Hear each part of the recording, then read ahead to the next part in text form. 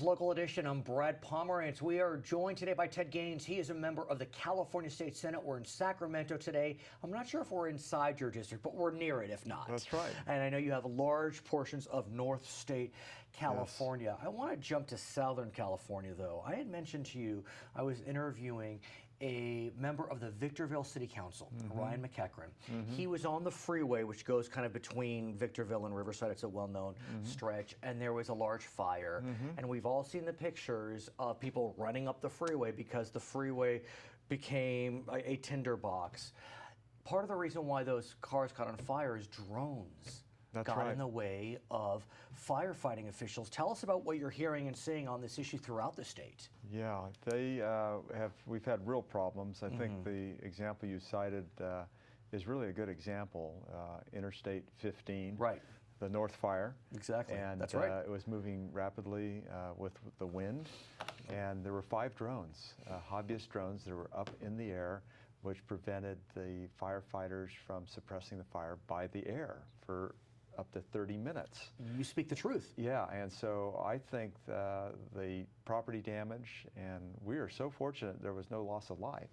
But loss of cars. That's right. Many cars. 15 or 20 cars burned up. So this is a very critical issue. We've had a number of incidents over actually the last year with drones interfering with firefighters. And it's interesting, in my simple mind, I thought to myself, well, it's just a drone. I mean, who cares? Just drop the water on it. But I was taught that literally the drones could float up, get into the rotor blades of the helicopter, so it's just not that easy. The drones need to be gone. Right. And we had the incident with Sully, who was piloting the passenger jet craft that had to land on the Hudson River because of geese. So this could happen with a propeller, a rotor on a helicopter. It could go through a windshield of an aircraft. So let's talk about what the California legislature is looking to do on a bipartisan basis. Tell us about the bill on the Senate side is SB 167. I know you have some friends on the Assembly side as well looking at this issue. Tell us, sir. Well, we're trying to put into place a matrix of rules. And what has happened is the technology has gotten in front of the law. And so we're playing a little bit of catch up. And I'm not anti-drone. There's a lot of great uses for drones. I'm ready for my pizza to be delivered via drone. And if you're a hobbyist and you want to use your drone, go for it. But we want to make sure that it's done in the right places. And we don't want it mixing up with our public safety and their ability to execute and get a fire out as quickly as possible. So we've implemented a fine up to $5,000 and up to 6 months in county jail. And we're also trying to do an education effort. Please be aware that, you know, if your drone is flying, we can't fly. That's what CAL FIRE is telling us. I got to tell you though, I mean, one could argue that the risk of life and loss of life is so severe with these drones. I'm wondering, you know, if this is strict enough. I mean, honestly, the North Fire could have gone the other way because of these drones. So I know we have a prison overcrowding issue, but are you being strict enough? Well, we're certainly doing more than what has happened in the past. Fair enough. I think that's a step forward, and I'm also trying to work with the other side of the aisle and make sure we can get a bipartisan effort to get this through. And so far, we've been successful. So, is there a federal legal element to this? Do we need to get the U.S. Congress involved, or can we, as a state, legislate appropriately? Well, I think it's appropriate for the state to take action now. I think there is movement at the federal level. The FAA is looking at this. The Congress is looking at this. But I think we need to take action now because the fires are spread across the state, and we need to educate folks, and they need to understand that there's a consequence in the event that they get in the way of a firefighting effort. I want to talk about the fires that are across the state, and sadly across the state includes a lot of your district. The Rocky Fire, is that in your district, sir? Whatever it may be. I mean, there are a lot of different names flying around. The fires that we are experiencing this summer, the adjectives historic, unprecedented. These are frightening times for Californians. We know in Washington state, they've had to call in firefighters from New Zealand and Australia. I mean, these are, I don't want to sound hyperbolic, but apocalyptic in some ways. Tell me about what you're hearing, seeing on the ground representing significant portions of North State. Sure. Well, we're having real challenges. Number one, because I don't think we've managed our forest very well for like a century.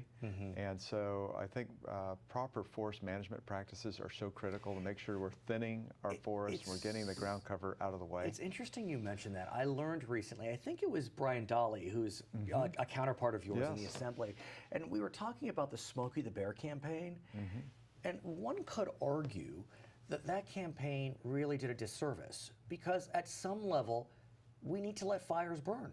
Right. I mean, fires have been burning for thousands of years without us putting them out. Right. I know, look, we have population centers, so we can't be silly about this. Yes. But we do need to figure this out. Yeah, I think Smokey the Bear was good in the sense that we don't want fires started accidentally. Right, of course. But certainly we ought to be managing a fire, and we ought to be managing our forests. And if the forests are managed properly, similar to how Native Americans used to manage our forests, and even Yosemite, they would let it burn in the fall. So what does that look like? Is that a state issue?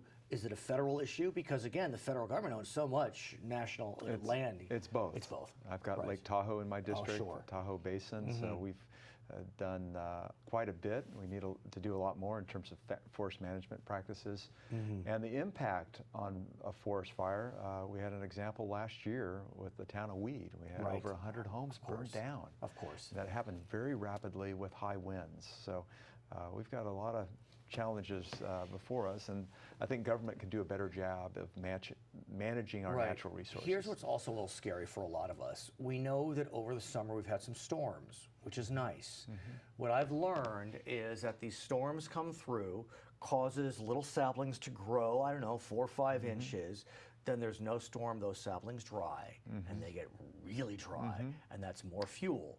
And so then as we see potential El Nino coming, there's even more fuel than there was in April, because we've had these little intermittent storms. And so what are we doing in terms of forest management as we keep getting these quick storms that are causing growth and then dry? Right. I think we need to continue to ratchet that up. We can take a look at the regulation. There's actually been some relaxing of regulation around the Tahoe Basin, which has been good.